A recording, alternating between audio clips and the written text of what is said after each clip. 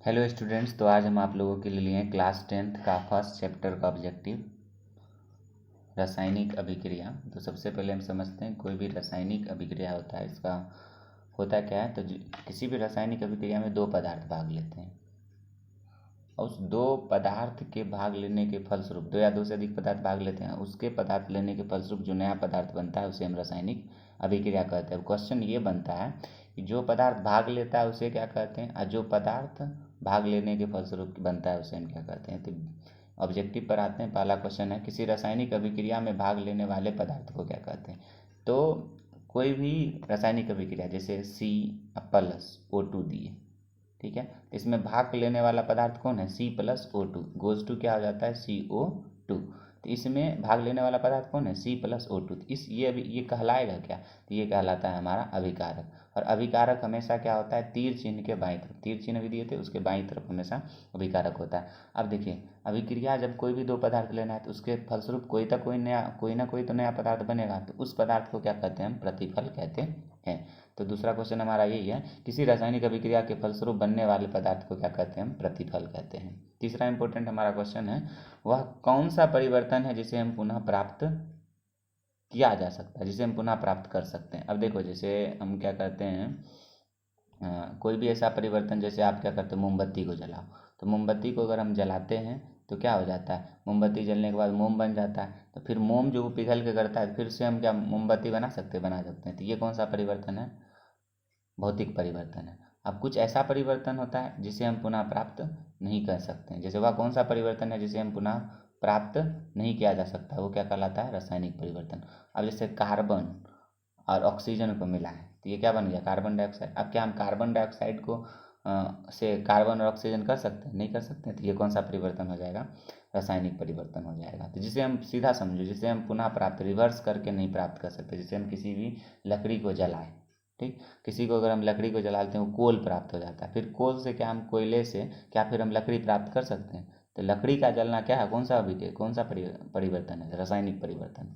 और भौतिक परिवर्तन मतलब जिसे हम पुनः प्राप्त कर सकते हैं। जैसे हम क्या करते हैं, पानी को गर्म करें, सिंपल साधारण भाषा में समझें, अगर हम पानी को किसी बर्तन में गर्म करते हैं तो इवेपोरेट होता है, वाष्प बन के उड़ता है, तो ऊपर वाष्प बन जाता है। क्या हम वाष्प को फिर पुनः हम पानी में बदल सकते हैं, आराम से बदल सकते हैं। वो जब ठंडा हो जाएगा तो ऑटोमेटिकली रिवर्स ऑस्मोसिस प्रक्रिया से वो क्या हो जाता है, पानी में बदल जाता है। नेक्स्ट क्वेश्चन है, क्या होता है जब मैग्नीशियम वायु की उपस्थिति में अभिक्रिया करता है। मैग्नीशियम Mg है, Mg किससे अभिक्रिया करेगा, वायु को। तो वायु को क्या होता है, मैं सिंपली O2, तो Mg+O2 क्या हो जाएगा, MgO2, जिसको हम क्या कहेंगे, मैग्नीशियम हाइड्रोक्साइड कहेंगे।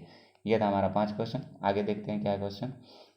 संगमरमर का रासायनिक सूत्र क्या होता है। संगमरमर जो आप लोग देखते हो घरों में यूज होता है, बड़े बड़े घरों में यूज होता है, तो इसमें इसका सूत्र होता है CaCO3। इसको कैल्शियम कार्बोनेट भी कहा जाता है। इसी तरह संगमरमर का क्लास 10th के लिए बहुत इंपॉर्टेंट है, संगमरमर का रासायनिक सूत्र क्या होता है, तो CaCO3।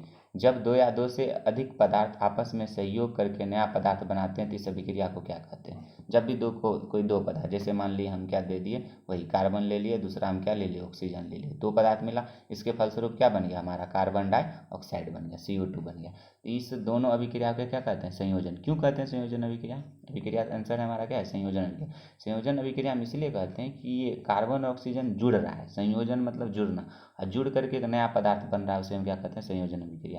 और यही अगर कोई बड़ा पदार्थ किसी कारण से टूट करके दो छोटे छोटे पदार्थ में बदल जाएगा तो वो क्या बन जाएगा, हमारा वियोजन अभिक्रिया। तो वही है अगला क्वेश्चन हमारा, वह कौन सा अभिक्रिया है जिसे में एक यौगिक टूटकर दो छोटे छोटे अणुओं में बदल जाते हैं। तो लिखने में छोटे छोटे अणुओं में बदल जाते हैं, उसे हम क्या कहते हैं, वियोजन अभिक्रिया। जैसे कैल्शियम कार्बोनेट CaCO3, इसको अगर हम अभिक्रिया कराते हैं तो किस में बदल जाता है, कैल्शियम ऑक्साइड CaO+CO2, तो ये बन जाता है। ये हमारा क्या हो जाता है, हमारा वियोजन अभिक्रिया। एक बड़ा यौगिक है, ये टूट करके दो छोटे छोटे यौगिक में बदल रहा है, इसे हम क्या कहते हैं, वियोजन अभिक्रिया। वैसी अभिक्रिया जिसमें एक बड़ा यौगिक टूटकर दो छोटे छोटे यौगिक में बदल जाता है, उसे हम क्या कहते हैं, वियोजन अभिक्रिया कहते हैं। आगे देखिए, हमारा शरीर जो है, हमारे शरीर में क्या होता है, कार्बोहाइड्रेट जो होता है, कार्बोहाइड्रेट जब हम लोग चावल उवल खाते हैं या आलू खाते हैं तो उसमें कार्बोहाइड्रेट पाया जाता है।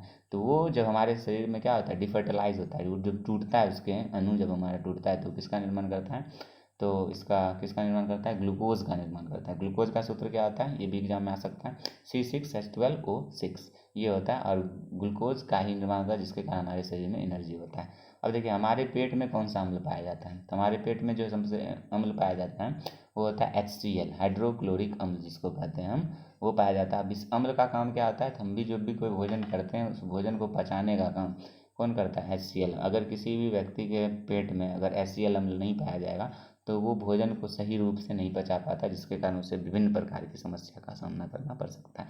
तो हमारे पेट में HCl अम्ल के कारण ही क्या होता है, हमारा भोजन का पचता है। अब देखिए कैल्शियम ऑक्साइड का दूसरा नाम क्या है, कैल्शियम ऑक्साइड तो क्या है, CaO को कहते हैं calcium oxide, CaO calcium oxide. इसका दूसरा नाम क्या होता है, तो बुझा हुआ चूना, इसको हम साधारण शब्दों में कहते हैं बुझा हुआ चूना भी कहते हैं। आगे आते हैं क्वेश्चन में। अब देखिए सिल्वर क्लोराइड सूर्य के प्रकाश के साथ, जब भी सिल्वर क्लोराइड क्या होता है, देखिए सिल्वर हो गया हमारा Ag और क्लोराइड हो गया हमारा Cl। सिल्वर क्लोराइड मतलब AgCl जब सूर्य के प्रकाश की उपस्थिति में रहता है तो इसका रंग कैसा, अगर हम सिल्वर क्लोराइड को मान लो अगर हम धूप में रख देते हैं तो Ag सिल्वर तो चांदी मतलब उजला कलर का होता है, उसको क्लोराइड उसमें क्लोरीन मिला करके उसको एक मिक्सचर बना सिल्वर क्लोराइड बना, और उसको अगर हम सूर्य के प्रकाश में रख देंगे तो उसका रंग कैसा हो जाएगा, उसका रंग धूसर रंग का हो जाएगा, मटियाला धूसर कलर का हो जाएगा।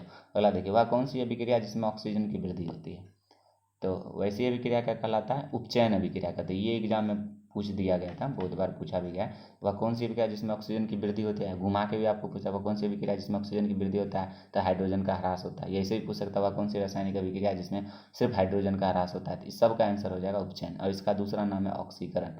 ऑक्सीजन का संयोग होता है, हाइड्रोजन का वियोजन होता है, तो ऑक्सीकरण अभिक्रिया। इसका उल्टा भी क्वेश्चन पूछ सकता है वह कौन सी रासायनिक अभिक्रिया जिसमें ऑक्सीजन का ह्रास होता है, तो ये उपचयन है, तो वो अपचयन हो जाएगा। ये क्वेश्चन आपको याद। संक्षारण का सीधा अर्थ क्या होता है, जब भी कोई लोहा में अगर at the presence of water and air इसके उपस्थिति में जब आपस में मिलता है तो वो जंग लग जाता है। संक्षारण का सीधा अर्थ क्या होता है, जंग लगना, जंग लग जाता है।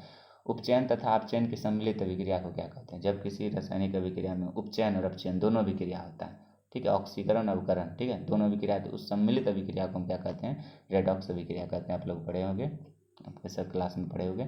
आगे देखिए चिप्स की थैली में कौन सी वायु भरी रहती है, देखिए आप लोग जो चिप्स खाते हैं, कुरकुरे हो गया, चिप्स हो गया, ये सब हम लोग जो चिप्स खाते हैं तो इस चिप्स का क्या होता है, देखो तो महीने महीने 2-2 महीने दुकान पर रहता है, लेकिन हम तब भी खाते हैं तो क्या होता है, टेस्टी रहता है, कुरकुरे रहता है, वो मॉइस्ट नहीं होता है, उसका वो जो होता है वो मतलब नॉर्मल नहीं हो जाता, वो कुरकुरा ही रहता है। तो किसके कारण होता है, उसमें कौन सा गैस भरा रहता है, तो ये बहुत इंपॉर्टेंट क्वेश्चन है आपका, नाइट्रोजन गैस भरा रहता है, जिसकी के कारण वो क्या होता है, जल्दी हमारा मेहाता नहीं, अगर साधारण समझें भाषा में समझें तो जल्दी वो ख़राब नहीं होता। अगर उसमें नाइट्रोजन गैस को छोड़ कर दूसरा गैस भर देंगे तो ये क्या हो जाएगा, हमारा जल्दी ख़राब हो जाएगा चिप्स। तो ये हमारा इंपॉर्टेंट क्वेश्चन था। अब आगे देखिए एक क्वेश्चन हम आप लोगों के लिए लिखा है, इसका आंसर आप लोग कमेंट सेक्शन में दीजिएगा।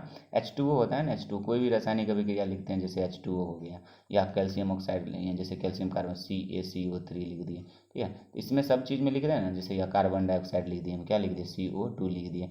इस सब में ये जो 2 है 3 है, आखिर ये है क्या है, इसको हम कहते क्या हैं, ये है क्या, ये 2 क्या है, ये 3 क्या है, इसको हम क्या नामकरण करते हैं, तो ये आपको शायद अच्छे से पता होगा, और नहीं पता होता कमेंट सेक्शन में बताइए। इसका अगले लेक्चर में हम इसका आंसर आपको दे देंगे। तो H2O में 2 क्या है ये आपको पता करके रखना है, और कैल्शियम कार्बोनेट या CaCO3 है तो 3 क्या है, और भी कैसे जैसे MgCl2 हो गया, इसमें 2 क्या है, ये 2 और 3 होता क्या है, ये आखिर इसका कॉन्सेप्ट क्या है, तो इसका सिंपल आप आंसर कमेंट सेक्शन में लिखिएगा। आई होप आपको ये वीडियो पसंद आया। देखते हैं कितने बच्चे इसका आंसर देते हैं। अगर आपको वीडियो पसंद आए तो लाइक शेयर एंड सब्सक्राइब करें। Thank you.